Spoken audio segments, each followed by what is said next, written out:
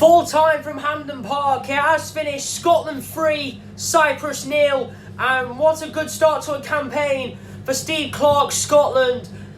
And their road to Germany is off to a bang. And their next game, of course, I will definitely do a full-time reaction for, is in fact that massive game on Tuesday against the 3 times champions of the European Championships, Spain.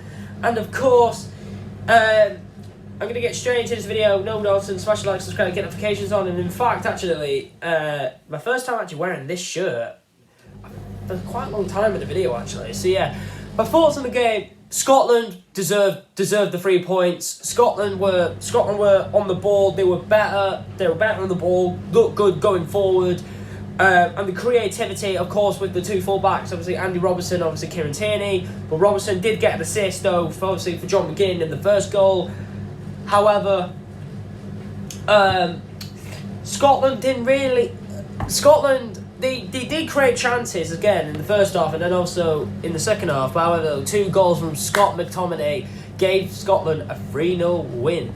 Cyprus really offered nothing. Angus Gunn, obviously, we all know his father, Brian Gunn.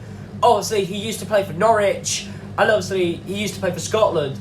However, though, Angus Gunn actually does play for Norwich and also plays for Scotland, so he's actually following in his dad's footsteps, despite him being in the England youth system. So, and of course, Cyprus really, I thought they were poor. Really poor.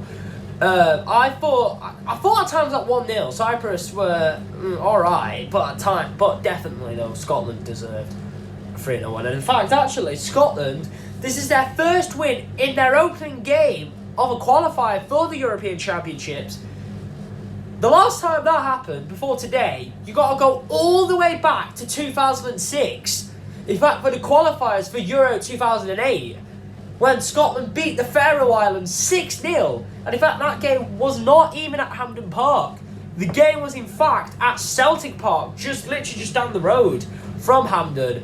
And of course, Scotland, at the end of that qualifying campaign, they didn't miss out on the Euros, despite being in a very close battle between France and the world champions at the time, Italy. And of course, Scotland, in fact, did the double over France in that campaign as well. So that's a fact there for you as well. Obviously, by winning both games 1-0 at Hampden Park and of course at the Stade de France. And I think they also had Ukraine in that group as well. But yeah, honestly, right, it's Scotland, I think.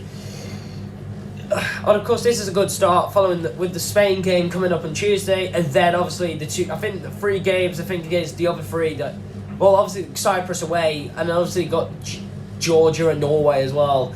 Which, not gonna lie, Georgia and Norway aren't easy games, especially Georgia. Obviously because they've got Kvaratskhelia, who is an absolute baller. He's been balling it out for Napoli this year, and obviously Norway, with Haaland, Odegaard, and of course, it's gonna be a fun journey for Scotland. However, though, if Scotland play like they did today against Spain, I think they'll get something. But it depends how Spain get on tonight against Norway. If Norway manage to at least beat Spain, then fair play. Obviously, Spain, new manager, obviously following Luis Enrique's exit, of course, after the Morocco defeat at the World Cup. Of course, Scotland did not qualify for the World Cup, actually. However, though, if you can see by the patches here, they obviously did qualify for this Euros here. In fact, Euro 2020, when in fact they were in the same group as England when they drew 0-0. In fact, could Scotland get England again in Euro 2024? Who knows? That's if both qualify, by the way, Scotland and England. So, but yeah, my man of the match. I don't know who to give it to because Scott McTominay, he made an impact since he came on. Lyndon Dykes, actually, I thought he was really good when he came on. Robertson, he definitely deserved a goal. because he looked so good going forward, Andy Robertson. But yeah, I don't really know who to give it to. But yeah, Scotland fans who are watching this video here, please drop it in the comments. What are your thoughts?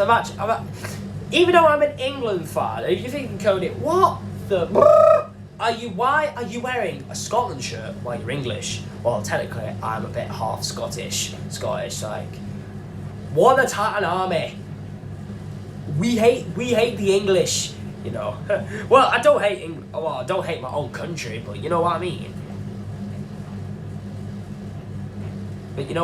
Like, but yeah, I'm happy that Scotland won. But yeah, if Wales at least get something from Croatia tonight, I'll be happier. I'll be happy because at least all of the home nations at least avoided defeat this week. Well, of course, Northern Ireland did win on Thursday. Obviously, with England, I did a video related to the England game. So, however, though, I'll be back for tomorrow. I'll be back tonight, later on tonight for Wales, for the Wales game, and of course, tomorrow for England, Ukraine. And then obviously Monday for the big game, of course, at the Aviva Stadium between the Republic of Ireland and France, which is absolutely going to be a mad game. It's a sellout, by the way, at the Aviva. But yeah, coming back to this game, I do think Scotland, they were good. Cyprus were very poor. But yeah, any Cyprus fans, Scotland fans watching this video, please drop it in the comment section what you thought of the game. Also comment who your best player was, also the man of the match, blah blah blah blah. We all know the rules. We know the rules here by now. So yeah, thank you all for watching this video here, and love, peace and techers.